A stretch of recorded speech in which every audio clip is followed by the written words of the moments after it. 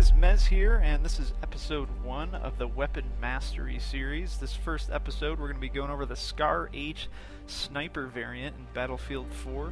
The Weapon Mastery series is basically a series in which I take a gun that I have over 500 kills in the game and go over it like inside and out, how to use it, what attachments to use to kind of best suit the weapon in different situations, and we're going to go over a little bit of history of the gun, how the gun operates, and how you can operate it in-game to use it to your advantage.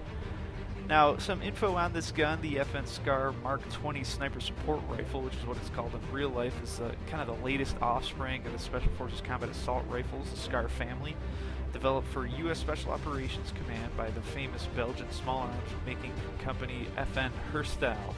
The FN Scar SSR Mark 20 Sniper Support Rifle is based on the 7.62 Mark 17 Scar H rifle, and is basically designed to provide accurate and rapid semi-automatic fire at ranges beyond capabilities of the standard 5.56 assault rifles currently in service.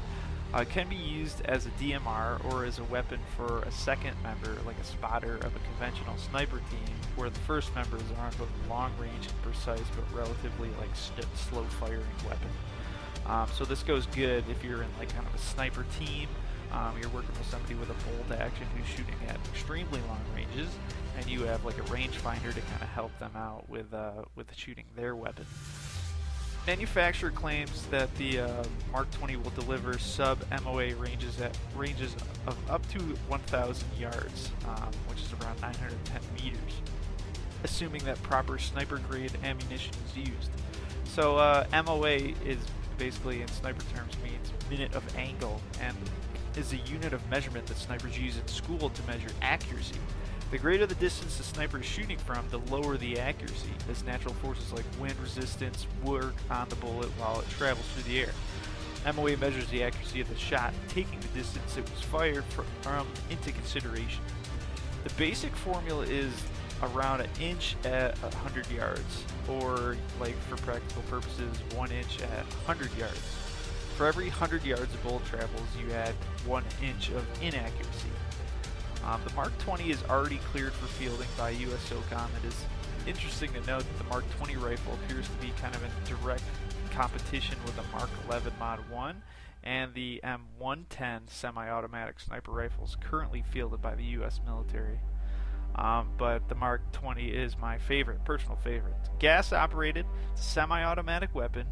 It uses a short stroke gas piston located above the barrel and rotating bolt locking with dual front lugs. It is based on the Mark 17 or Scar H rifle, but uses pretty much the only difference is it uses an extended aluminum alloy upper receiver, a special barrel extension, and enhanced trigger. It also uses the same 20-round detachable box magazines. The precision-made barrel has a special profile, and it's kind of fitted with a flash hider stock. Take note that this is not the case in Battlefield 4. You kind of have to equip the flash hider, whereas if you don't have it, your weapon flash is pretty noticeable, which also serves as a quick detachable suppressor silencer mounting point. The shoulder stock is of fixed, non-folding design and has adjustable butt plate and cheek rest. This is not seen in the game as well, but the real-life version does have these things built into the weapon system. These features were left out of Battlefield 4. Like all other rifles in the FN Scar family, the Mark 20 is provided with an integral Picatinny rail on top of the receiver with an additional rail attached to the extended forend. It can be fitted with detachable backup iron sights and any type of optical or infrared or night vision sights. So let's take this bad boy out on the range. This thing is amazing on a gun range. This gun shoots the 7.62.51 NATO round, which is your 308 Winchester round. It's a big boy bullet and a big gun, weighing in at around 5 kilograms. In Battlefield 4, this weapon does a maximum damage of 43 out to 15 meters and a minimum damage of 30 that reaches this point at 80 meters. And I can tell you up front that while this rifle handles beautifully well, with this damage model it is not worth using this weapon playing on normal mode in Battlefield 4. In normal mode it will take 3 shots to kill out to 30 meters, then shoot up to 4 shots to kill. On hardcore, we have a different story though. This weapon is a 2-shot kill at all ranges. Now, it won't be 100% guaranteed 2-shot kill. Body armor may affect your outcome. Hitting your target in the legs is another damage reducer as well, but this helps performance tremendously on hardcore servers. Fire rate, the gun shoots at 260 rounds per minute. Now, you'll notice this as one of the cons compared to the other DMRs. If you really try to spam, you're not going to do too well, because it's not going to allow you to click as fast as some of the other DMRs. But that said, in my opinion, this isn't a huge thing when you're shooting a semi-automatic weapon. Muzzle velocity is though, and this weapon is on kind of the lower end of the DMR list, which bests only the RFB and the SKS. So the RFB and the SKS have lower muzzle velocities. The Mark 20 hits a bullet speed of 500 meters per second out of the muzzle. You will have to practice this with leaded targets, so get on the range and shoot at those moving targets, pop some barrels up, shoot the barrels. I suggest using, the back targets and clay pigeon style barrels to work on lead times at various ranges. The Mark 20 has a mag size of 20+1, which is right on par with the other DMRs. The empty reload is clocked at 2.3 seconds with a bullet in. We speed up a bit to 1.85 seconds. So empty reload 2.3, bullet in 1.85, pretty good reload speeds, nothing too long. The half a second difference is pretty huge though, so pay attention to your bullet count and reload prior to mag dumping. It will save your ass. So let's talk about recoil pattern. This weapon has a first shot recoil multiplier of 2. So in your own head, you have to times everything by 2 on Synthic because this is a DMR and every single shot you take is a first shot. So this weapon has a 0.5 recoil up, negative 0.1 pull left, and a 0.3 pull right. That negative 0.1 pull left, I think, will just add it to the right because that doesn't really make much sense to have a negative on the pull. Now we're going to get to attachments in a bit, but I can leave out that the angled grips will reduce your recoil felt with the DMRs significantly since it targets your first shot multiplier. Recoil decrease is another stat you'll want to look at when choosing your weapon to master. The gun recovers from recoil at a rate of 6 degrees per second. That's what the weapon will do on its own without any help from you pulling down and to the left with your mouse. Yes, the rest of the work you'll have to do. The stat is important though, as guns with a higher recovery rate require less work on the mouse hand to keep on target as you're shooting it. So this weapon spread is a thing of magic, really, compared to the other DMRs. On Battlefield or on Battlelog, it says that this weapon is less accurate than a lot of the other DMRs, but on Synthic, its base accuracy with no enhancements, ADS without moving, is 0.05, and that's huge because it's twice as good as a lot of the DMRs. And I don't know if it's just me, but I've looked and I can't find a DMR whose accuracy is this good.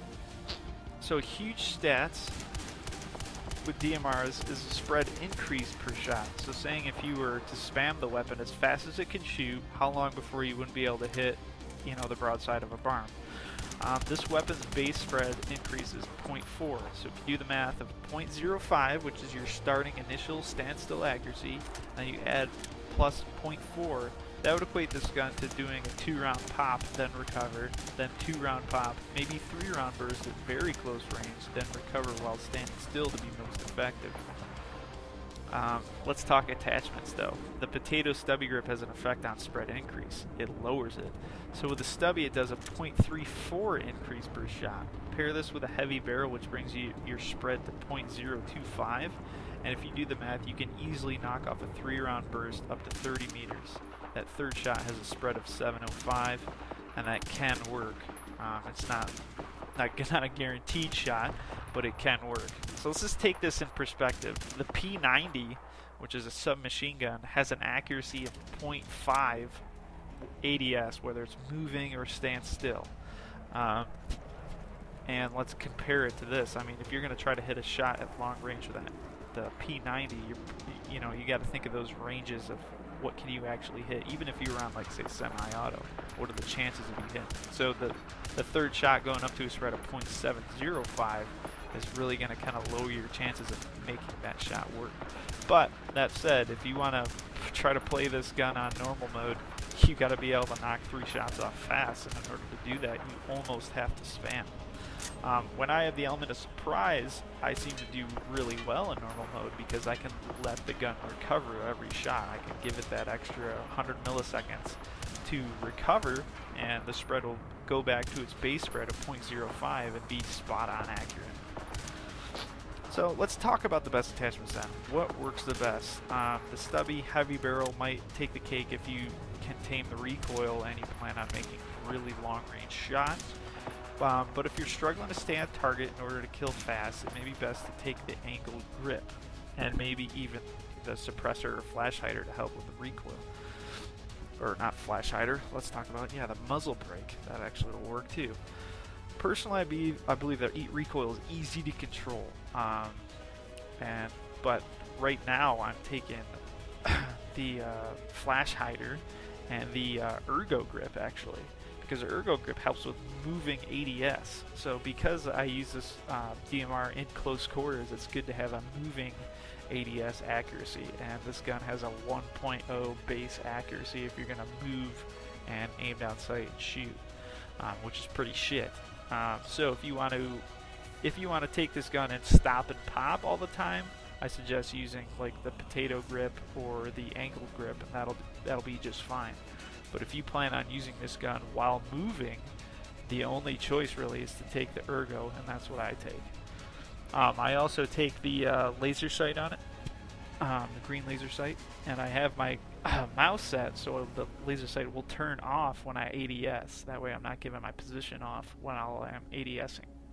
A good combo with this gun, I think, is to take a red dot style sight and put a magnifier on it. But if you struggle with losing the red dot in the background, then I would definitely suggest moving up to one of the 3.4 times zooms, as this gun's accuracy definitely accommodates for a 3.4 times zoom scope. Time to kill. Now this weapon depends exclusively on your skill. You have to stay on aim and take cover while your gun recovers from single 2 or 3 round bursts. You'll not hit anything past a 3 round spam unless the person's right on top of you, as your spread would then be worse in your hip fire while strafing. My thoughts, this gun is a blast to use, but it will become cumbersome and annoying in close quarters if you don't have the skill to really recognize its weaknesses and really look out for it. When I started with this gun, I remember going around with iron sights and just pummeling people when I had the gun naked.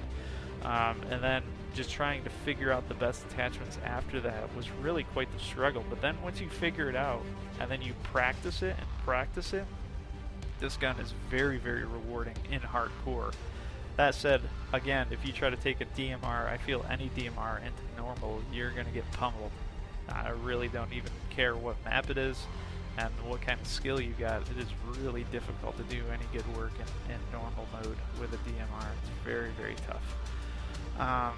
So you have to stay on aim, and you have to take cover while your gun recovers. So it does become pretty cumbersome in close quarters, but another thing you should do is definitely trust your sidearm and know when to use it, and use your equipment to help you in close quarters, like your C4, your tugs, your MAV, grenades, flashbangs, anything can help. If you're taken by surprise though, it's tough to say the least. The versatility of being able to satisfactorily take out targets at almost any range makes this weapon a joy. Take it and try it, and let me know what you think in the comment section below. In any case, take care guys. I hope you enjoyed this. I hope it helps you out, and I hope you give this gun a spin if you've gone through the entire DMR unlock tree to try it out. I'm sure it'll definitely be worth it for you, because I feel this gun is leaps and bounds beyond all the other DMRs, in my opinion. That and it's sexy too. Take care guys.